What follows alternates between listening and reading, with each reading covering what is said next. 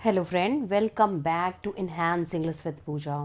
और आज का जो वीडियो लेसन है वो है एक बहुत ही अच्छी स्टोरी जिसको सुन करके और समझ करके आपको अपने अंदर विश्वास हो जाएगा कि एकदम लास्ट सिचुएशन में भी कैसे अपने आप को आगे बढ़ाएं और सबसे आगे निकल जाएं। तो फ्रेंड, बिना देर किए मैं इस स्टोरी को बहुत अच्छे से समझाती हूँ। और स्टोरी पैराग्राफ हम इसलिए समझते हैं ताकि हम ग्रामर के स्ट्रक्चर को समझ सकें और साथ ही साथ नए वर्ड से रूबरू हो सकें, जिससे आप जब भी कुछ लिखे कुछ बोले तो वो वर्ड्स ऑटोमेटिकली आपके मुंह से निकले। ठीक है, तो फिर बिना देर किए आप हमारे चैनल को लाइक और सब्सक्राइब कर दें। और बिना देर किए मैं आपको इस स्टोरी को पूरे डिटेल में word to word with grammar के साथ समझाती हूँ। ओल्ड, ओल्ड मीन्स होता है बूढ़ा। ओल्ड मीन्स क्या होता है? बूढ़ा। सो बूढ़ा म्यूल।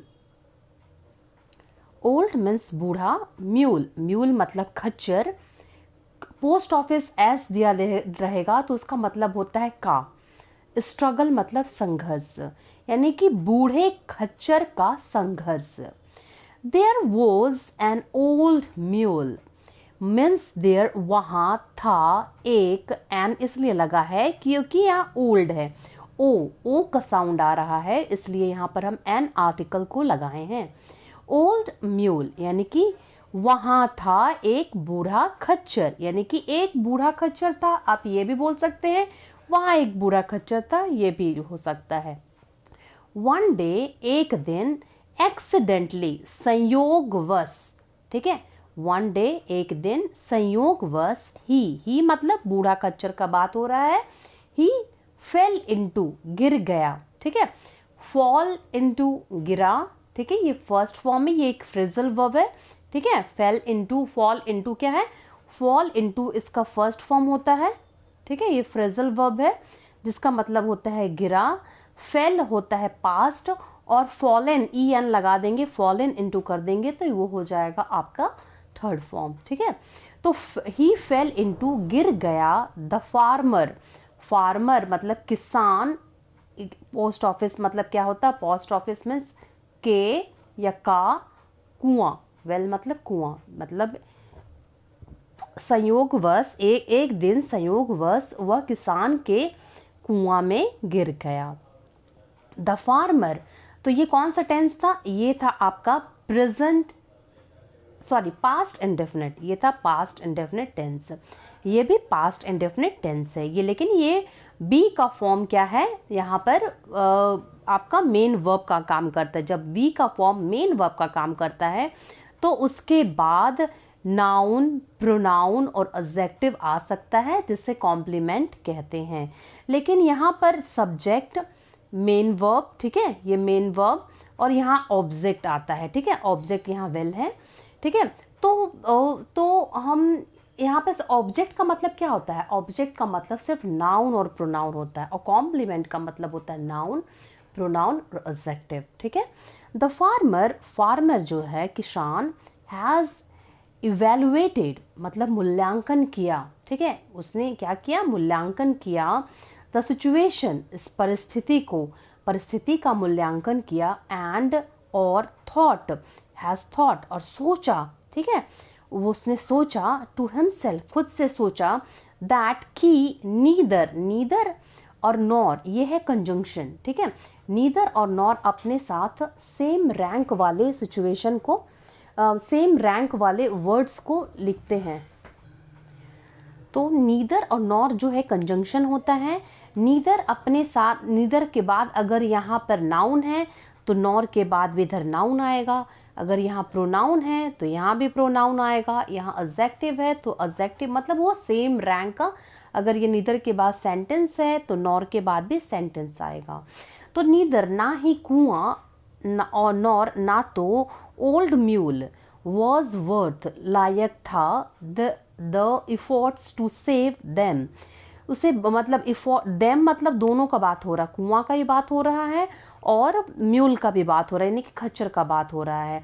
मतलब वो खुद में सोचा, अब खुद में सोचा, ना तो कुआं, ना ही ओल्ड म्यूल, ना ही बूढ़ा खच्चर लायक था इफोर्ट प्रयास करने को टू सेव बचाने के लिए टू देम, मतलब उन दोनों को बचाने का प्रयास करना मतलब लायक नहीं था, क्योंकि दोनों वो सोच रहा था कि दोनों ना ही कुआं ना ही जो खच्चर है वो लायक है बचाने के लिए।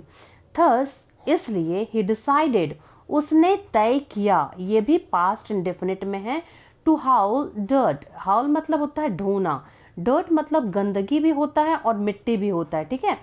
ढोना, डर्ट, मिट्टी को ढोना, टू बरी दफनाने के लिए the old mule in the well.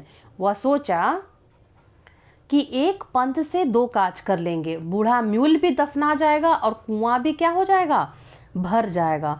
इसलिए उसने मिट्टी ढोने का और ढो करके उसे दफनाने का, किसे, ओल्ड म्यूल को कुएं में, वेल मतलब कुआं और इन मतलब में कुआं में दफनाने का उसने तय किया। इसलिए द फार्मर किसान कॉल्ड, फिर पास्ट इंडेफिनिट है, बुलाया, हिज नेबर्स अपने पड़ोसियों को, एंड और टुगेदर मिलकर they started to shovel dirt, उन्होंने शुरू कर दिया। सावल मतलब होता है फावड़ा और टू सावल मतलब होता है फावड़ा से डालना, क्या डालना, मिट्टी। इनटू डर्ट, इनटू कोई भी चीज, समझिए ये कुआं है और कोई भी चीज बाहर से कोई भी चीज अंदर जब जाएगी तो इनटू प्रपोजिशन का यूज होगा। द वेल मतलब कि सभी लोगों ने मिल करके क्या किया, फावड़ा से मिट्टी डालना कुआं में शुरू कर दिया। द ओल्ड म्यूल बूढ़ा खच्चर वॉज था टेरिफाइड भयभीत, एंड हेस्ट्रिकल और क्या था, उन्माद था। उन्माद किसको बोलेंगे, जो एकदम उत्तेजित होकर घबरा जाए उसको बोलेंगे, है ना। भयभीत तो था ही और घबराया हुआ भी था कि क्या करे अब। इन द बिगनिंग शुरुआत में बूढ़ा खच्चर भयभीत और घबराया हुआ था, उन्माद था।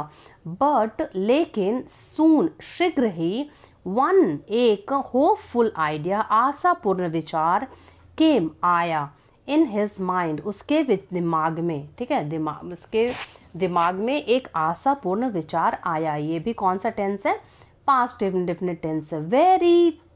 एवरी टाइम प्रत्येक बार, व्हेन जब, a shovel of dirt means a shovel एक फावड़ा मिट्टी, लैंडेड गिरता, ऑन मतलब पर, हिज मतलब उसके बैक पर, उसके पीठ पर एक फावड़ा मिट्टी जैसे ही पड़ता, ही वुड शेक इट, वो उसे क्या करता, वुड शेक मतलब झटका देता, इट मतलब मिट्टी को, ऑफ मतलब अपने पीठ से हटाना, है ना, अपने पीठ से हटाने के लिए उसको झटका देता, एंड स्टेप अप और एक कदम ऊपर आगे बढ़ जाता। तो फ्रेंड एक चीज़ आप थोड़ा सा समझ लीजिए, जैसे रहता है आई डिसाइडेड